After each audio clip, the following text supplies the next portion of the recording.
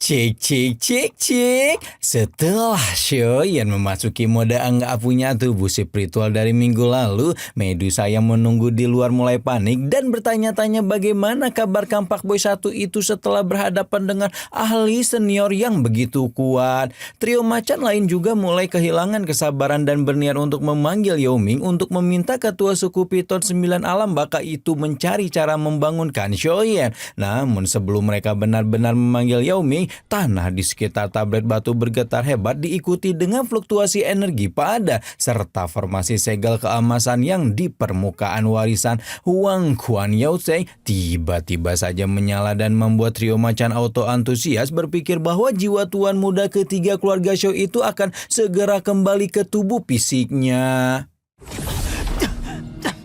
Dan benar saja apa yang trio macan pikirkan karena beberapa saat kemudian tubuh spiritual Shoyan terlempar dari tablet batu sebelum kembali ke tubuh fisiknya dan membuat tuan muda ketiga keluarga Shou itu terbangun sambil bengek saking intensnya pengalaman yang dia dapatkan setelah bertemu dengan Huang Quan Yao Zheng. Trio macan menghampiri Shoyan yang bengek dengan khawatir namun segera menghela napas lega setelah pemilik api surgawi itu menjadi tenang beberapa saat kemudian. Shoyan menatap plat telapak tangan pada tablet batu mengingat segala percakapannya dengan Huang Quan Yao Zheng dan berjanji akan memenuhi janjinya kepadanya untuk menemukan sesuatu yang dibutuhkan untuk mencapai Rana Dodi namun telah menghilang dari benua Doki. Beberapa saat memandangi tablet batu, Shoyan dan kawan-kawan dibuat terkejut ketika peninggalan Huang Quan Yao Zheng itu bereaksi sekali lagi sebelum kemudian menyunggingkan ekspresi senang begitu menyadari bahwa segel tablet batu tersebut telah sepenuhnya terbuka. Shoyan baru saja ngajakin trio macan untuk meninggalkan tanah peninggalan suku Piton 9 alam baka ketika tiba-tiba saja dia merasakan aura naga void kuno dan langsung membuat Medusa teteh bertanya apakah Xian datang ke tempat ini. Shoyan tidak bisa memastikan siapa pemilik aura naga void kuno milik siapa yang baru saja dia rasakan dan segera melakukan pemindaian sebelum menemukan bahwa naga void kuno bernama Komandan Cai agak jorok ya nyebutnya memasuki area Piton 9 alam baka ketika memperkenalkan diri sebagai tamu kehormatan Yao Shouqian. Shoyan menyadari bahwa kemunculan Komandan Qin menandakan bahwa sepertinya 3 pulau naga lain sudah memulai penyerangan lagi ke Pulau Naga Timur dan karena dia belum mengetahui tujuan aliansi 3 pulau naga mendatangi tanah Piton 9 alam baka, tuan muda ketiga keluarga Shou itu pun memutuskan untuk memastikannya secara pribadi. Para prajurit yang berjaga memberitahu bahwa sekarang pemimpin mereka adalah Yao Ming dan tanpa perintahnya, mereka tidak bisa membiarkan tamu yang tidak diundang untuk memasuki area Piton 9 alam baka. Komandan Qin OTW ngamuk melihat ahli kerucil seperti ini bersikap sok keras namun pada akhirnya memutuskan untuk bersabar dan meminta para prajurit pemimpin jalan agar dia bisa bertemu dengan pimpinan Piton 9 alam baka yang baru. Komandan Qin sudah yakin pemimpin Piton 9 alam baka yang baru pun pasti mau bekerja sama dengan esensi ular surga kuno yang diberikan Raja Naga Utara. Namun sebelum dia benar-benar bisa menemui Yao Ming, Shoyan sudah lebih dulu menghadang langkah rombongan dan meminta para prajurit Piton 9 alam baka untuk pergi meninggalkan mereka. Sesuai instruksi Yao Ming bahwa perintah Shoyan adalah perintahnya, maka prajurit pun patuh dan membuat Komandan Qin terkejut karena yakin bahwa Shoyan adalah seorang manusia. Shoyan menanyakan status Komandan Qin di Pulau Naga Utara, tujuannya datang ke tempat ini, serta apa yang sebenarnya sedang terjadi di alam naga void kuno. Namun Komandan Qin sama sekali tidak menggubris pertanyaan Shoyan, malah hendak menyerang sehingga tuan muda ketiga keluarga Shou itu segera memberinya pelajaran.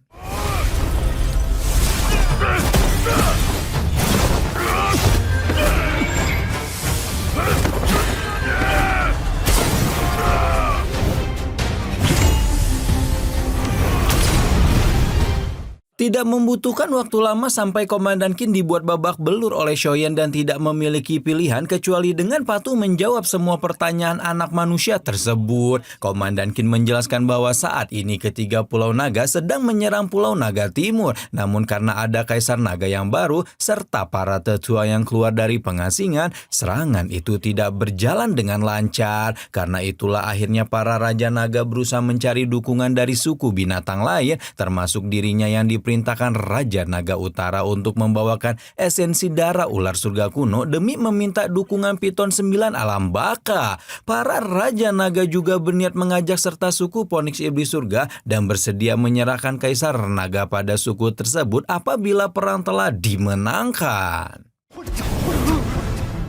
Shoyan meraung marah ketika mendengar penjelasan Komandan Qin, terutama ketika mengetahui betapa jahatnya para Raja Naga sampai dengan pengecutnya bekerja sama dengan musuh suku mereka sendiri demi mengalahkan Jian. Shoyan menghardik tindakan yang benar-benar membuang kehormatan suku Naga Void kuno tersebut, tapi bukannya introspeksi diri, si anjing satu ini malah dengan gobloknya mengajak Shoyan untuk ikut serta mendukung aliansi 3 Pulau Naga mereka sambil menjanjikan posisi sebagai tetua kehormatan Naga Void kuno setelah perang selesai. Shoyan tidak bisa menahan ekspresi julidnya ketika mendengar penawaran itu sebelum malam-malam memanggil kembali para prajurit dan memerintahkan mereka untuk menahan semua Naga Void kuno yang datang tak diundang ini.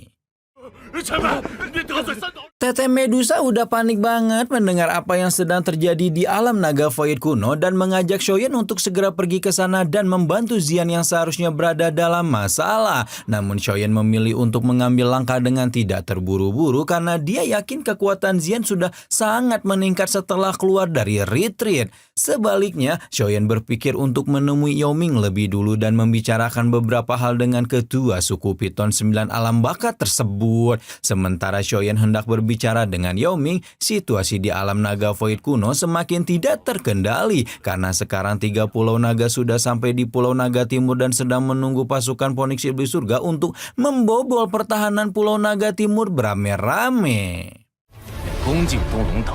Oke, balik lagi ke tanah Piton 9 alam baka di mana Yao Ming sedang menerima laporan terkini mengenai situasi suku dari 3 tetua ketika Shoyan datang dan segera memerintahkan ketiga tetua untuk melanjutkan pekerjaan mereka agar dia bisa menyambut penolongnya tersebut. Yao Ming meminta maaf karena dia meninggalkan tablet batu berhubung ada beberapa masalah suku yang harus diselesaikan dan memastikan teman kecilnya itu berada dalam kondisi baik-baik saja. Shoyan berterima kasih atas ungkapan perhatian Yao Ming dan mengabarkan bahwa kekuatan Huang Quan Yaoseng memang sangat mengerikan sehingga dia memiliki cukup banyak keberuntungan bisa melewati ujian dengan kemenangan tipis. Yao Ming auto terbagung-bagung ketika mendengar kata menang sehingga Shoyan memberitahukan dengan jelas bahwa dia telah mendapatkan warisan sejati Huang Quan Yaoseng.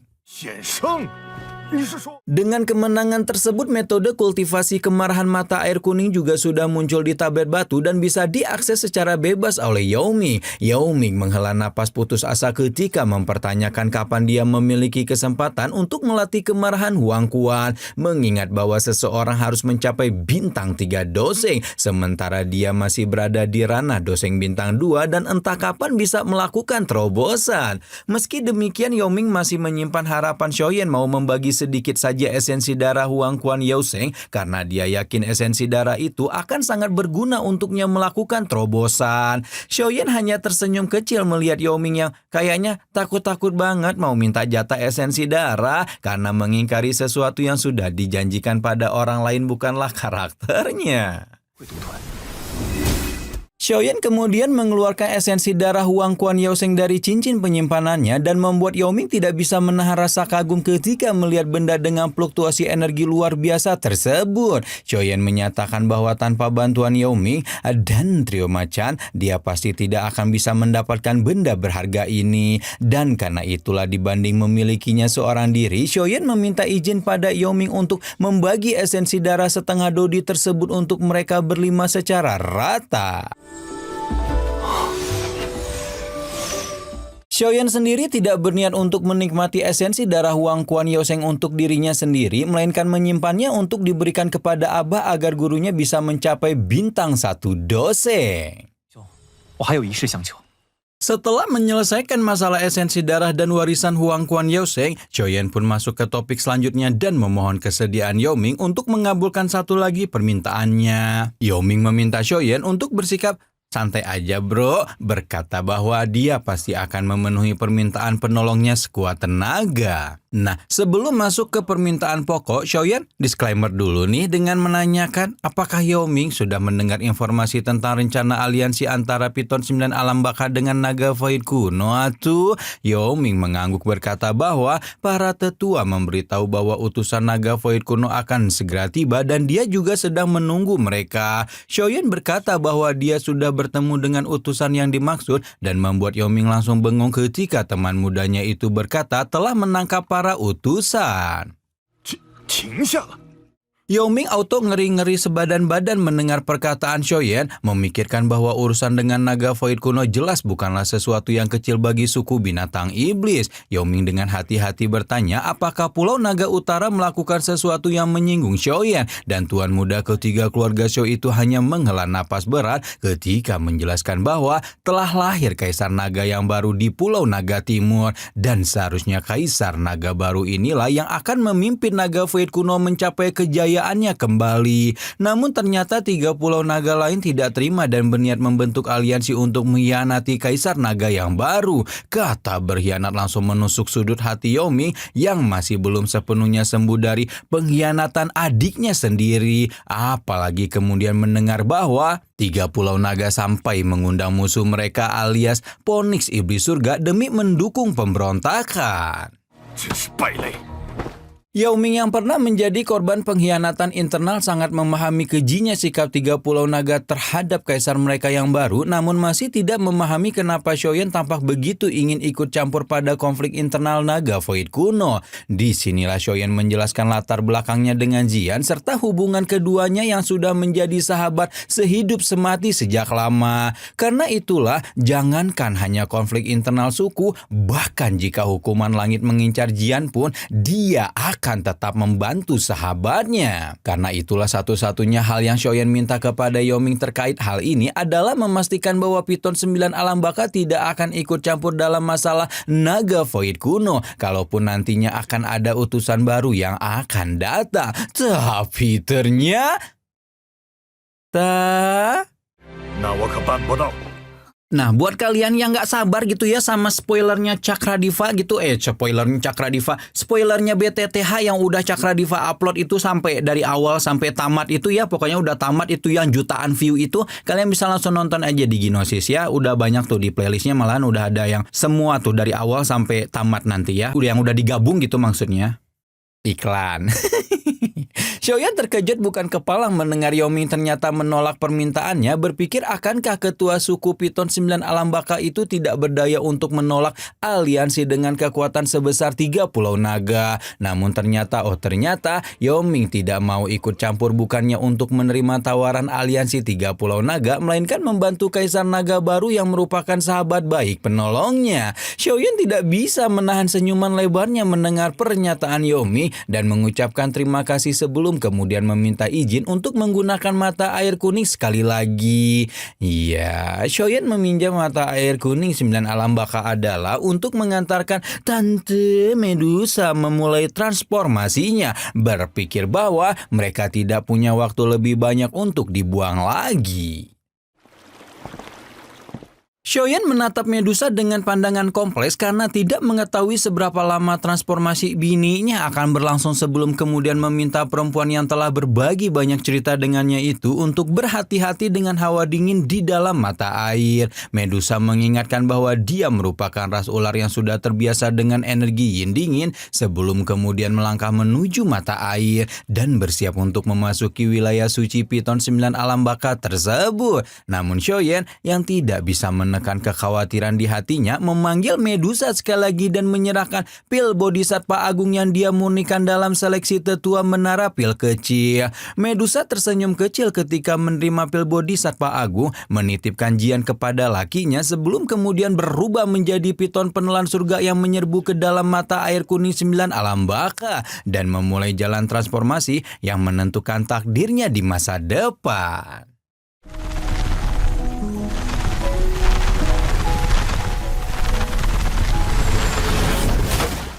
Cie cie cie. Ya, pertemuan kita dengan Kanjeng harus dipending agak lama nih guys sepertinya. Apakah Medusa bisa menyelesaikan penerobosannya dengan cepat dan OTW bareng ke alam naga void kuno bareng-bareng untuk menyelamatkan Jian? Ataukah Jian akan mampu menyelesaikan pemberontakan 3 pulau naga tanpa bantuan Oyen dan kawan-kawan? Aduh, bentar lagi tamat BTTH.